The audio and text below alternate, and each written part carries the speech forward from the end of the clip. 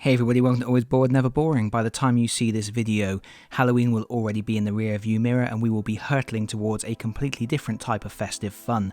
Regardless, I still have to paint some undead fellas for my copy of HeroQuest, so today we are looking at how I am painting the Mummies. This is going to be a very quick and easy paint job, which should have relatively good results.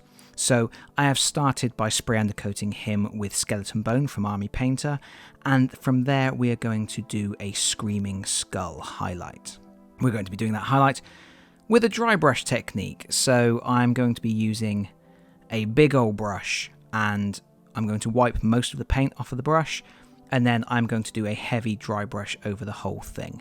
And what we're looking to do at this point is just to get some different coloration in the bandages. Doing a mummy, it's tempting to go for white, but that won't look quite right. You won't look old and aged, so you kind of need to go with the beiges and the bone colours, but we want to get lots of different variations in the tones. That Army Painter skeleton bone is a good base coat, but now we want to get some different colours in there too. After doing that, we are going to switch to Agrax Earthshade and we are going to do a wash over the whole miniature. And the idea here is to dirty up the bandages and bring out the definition between the folds of the bandages, but we don't want the whole thing to end up looking brown. So we want to do a really thin wash, and we want to make sure it doesn't pool too much in the recesses. If you find that it is pooling a lot, there are a couple of things you can do. You can just keep wiping it and spreading it out and thinning it out, maybe add a little water to your brush.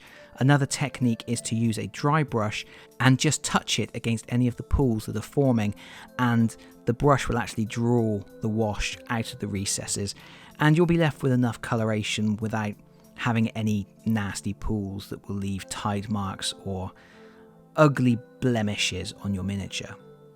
But basically the aim here is just to get a good thin coat over the whole miniature. And when that's completely dry, we're going to go back to Screaming Skull and we're going to do another dry brush. This time we're going to be focusing more on the raised details, the tops of the arms, the shoulders, the head, the chest, which is thrust quite far forwards, the foremost leg, the tops of the feet. And if you want to, you can do a second dry brush again by adding a little bit of white to your bone colour and doing it again, but I'm not going to. I'm going straight to Necrotic Flesh, just to pick out some little fleshy details that are showing through the bandages, which is basically the toes on one foot, and then there is the shoulder, which is just peeking through where the bandages have slipped, and then there are the fingers on the left hand, and then of course there are the areas on the face. And I'm just going to put a solid coat of the Necrotic Flesh over all those areas. And when this is finished, it's not going to really show that much, but you will get just slight hints of the different coloration, and that will make a difference to the overall effect of the miniature. I'm now using Reikland Fleshshade on those flesh areas, and this is going to tone down the greenness a little bit and make it look a little bit more like filthy, decaying flesh. And it's also going to help to bring out those details again that have been washed out by the paint going over it. And again, you don't want any pooling, so you can use that technique of just drawing the wash back out of any recesses.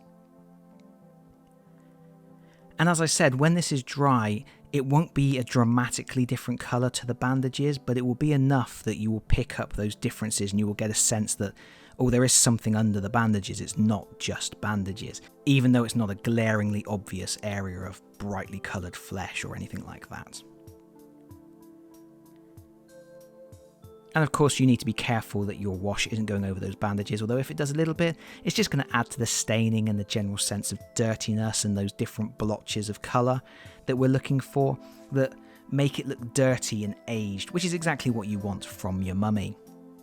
But with that done, we're basically finished for this tutorial. For this guy's base, I'm going to use the flagstone technique that I posted in a previous video, so if you want to see how I'm going to base this guy up, you can check out that video.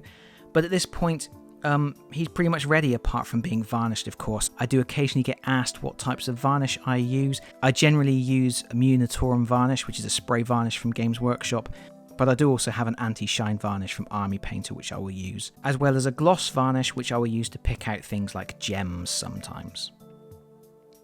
But I guess that's it from me for now. Thank you so much for watching. If you've enjoyed the video, please consider pressing the like button. If you've really enjoyed the video, please consider subscribing if you don't already do so, because I've got loads more of these painting guides coming for HeroQuest miniatures, and hopefully I will see you all again very soon.